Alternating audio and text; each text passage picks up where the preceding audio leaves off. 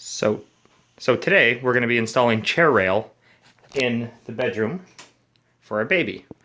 When we moved in, uh, my wife and her mother-in-law painted, and they went with a two-tone paint in here, just like we had at our old house, except the old house had chair rail up to separate them. So I told them I'd put the chair rail up in here. So tools inside the house. I've got an air compressor.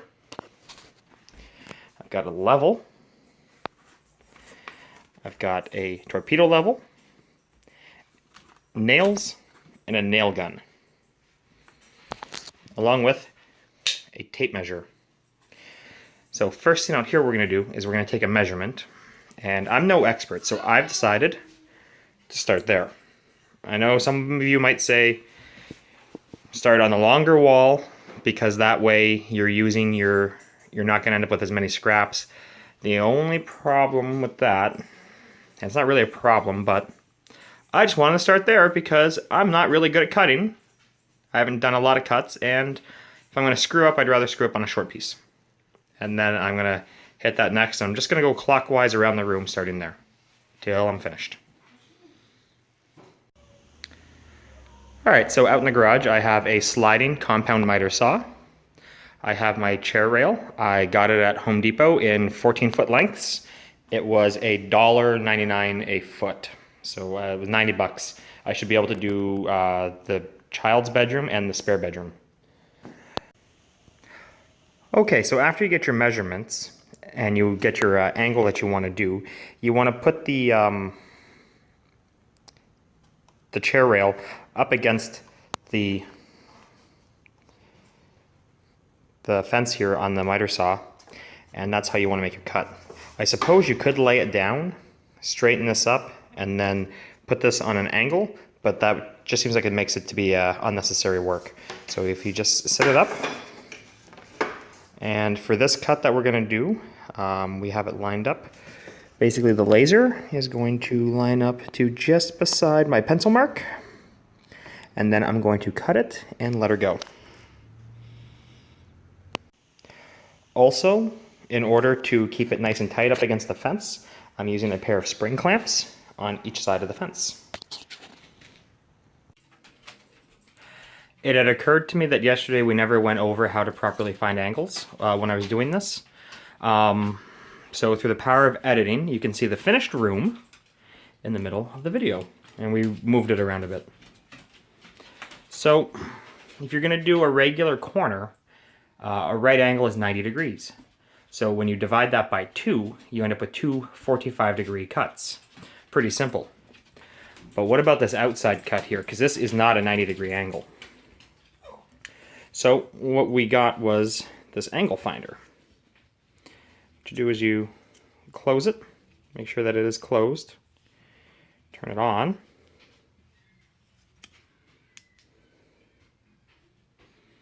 okay, and that it's zeroed out, and then hold it against the wall.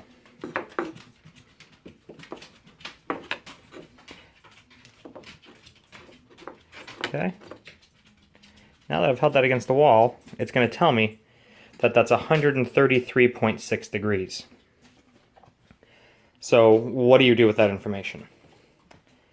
If you subtract 133.6 from 180, that gives you your number to divide by 2 for your two separate cuts.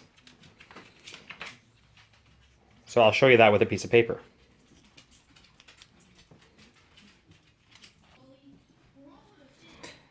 So I actually closed it while I was walking to the kitchen, so I had to retake the measurement, and I ended up with 133.8. So we're just going to take 134. So 180 degrees minus 134 degrees equals 46 degrees. Now that's how many degrees the total angle needs to be, and it's two pieces. So then we need to divide that by 2. And that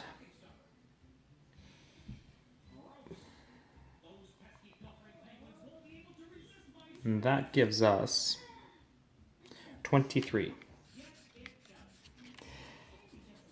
Now, I assumed when I did this yesterday that I had an error somewhere in here, that it wasn't as accurate as I thought, because on my table saw, not my table saw, my miter saw, happens to be a positive stop at 22.5 degrees.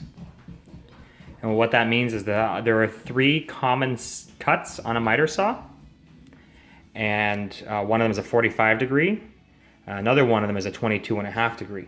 So I set the miter saw to 22.5 degrees.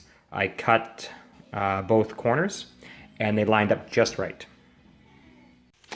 So if I hold this piece up to where it should go, you can see me being a dummy, because I forgot to account for the kerf of the blade. Basically what the blade destroys. If I had remembered that, then I would be perfect right on there. So I'm going to measure up the next piece here, and I'm gonna go ahead with this one anyways, and I'm just gonna fill the gap in there with caulking. Or I'm gonna wait till the end to hang this piece. If I have the spare left over to cut, I'm gonna do this again. Otherwise, I'm just gonna make it work with caulking. And I'm going to get the rest of the pieces right, hopefully. After test fitting the first 2 pieces, I've decided to go ahead with the first one I cut. We put a little PL Premium on the back side of it to assist with adhering it to the wall, and then we're going to nail it up with the nail gun. Okay, so I'm going to put the last board up for the project, and it occurred to me I hadn't yet shown how I've been sticking them to the walls. So I'm putting a little bit of glue on the backs of them.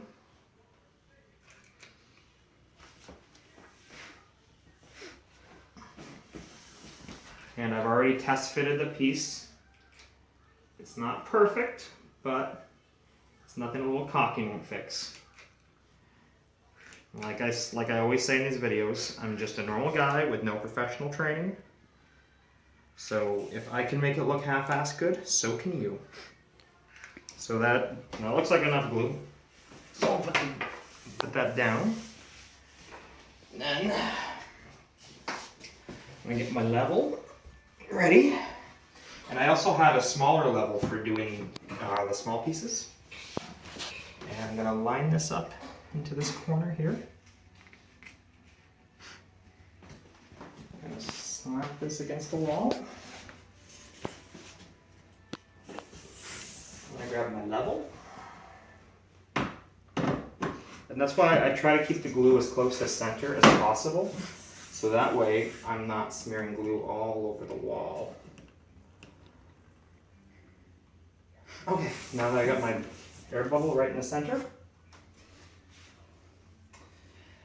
then I will ask the camera person to pass me the nail gun.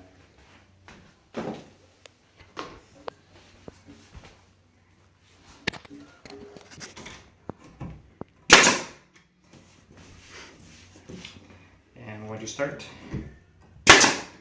nailing her in.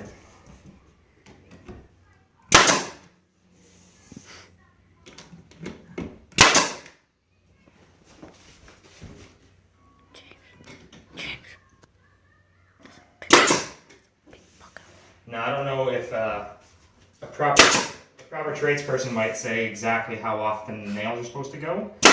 I don't really know, so I just kind of went with what felt right. And this gap here is nothing that caulking can't fix. Okay, I have another slight problem, I must confess. I was a little excited because I was getting near the end of the job when I did the second bedroom yesterday.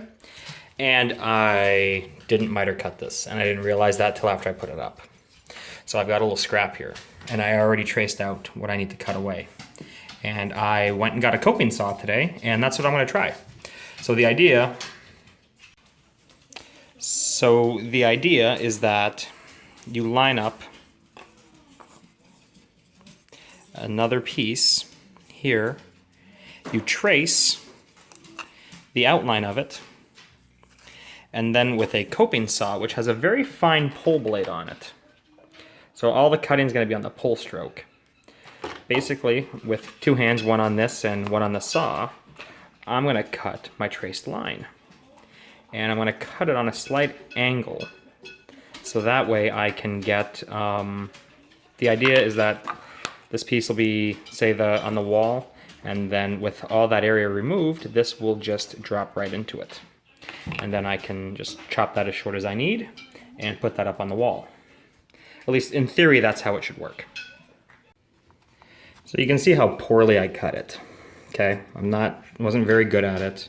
I didn't do it quite right. You're supposed to follow the lines at an angle so you remove more material off the back. But my favorite saying throughout this video is, that's nothing the caulking can't hide.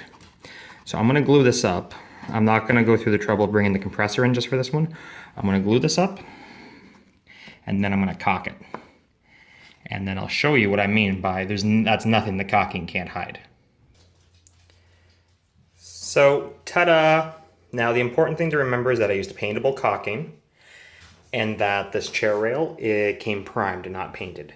So it's gonna need to be painted anyways. So you can barely tell I screwed up, and you really can't tell I suck that bad with a coping saw. And the more mistakes I rush through, the more I'll have to pull that coping saw out, the better I'll get at it. So this is the second bedroom. And we chose to square the chair rail up with the windows in both rooms. Hope you enjoyed the video. Thank you.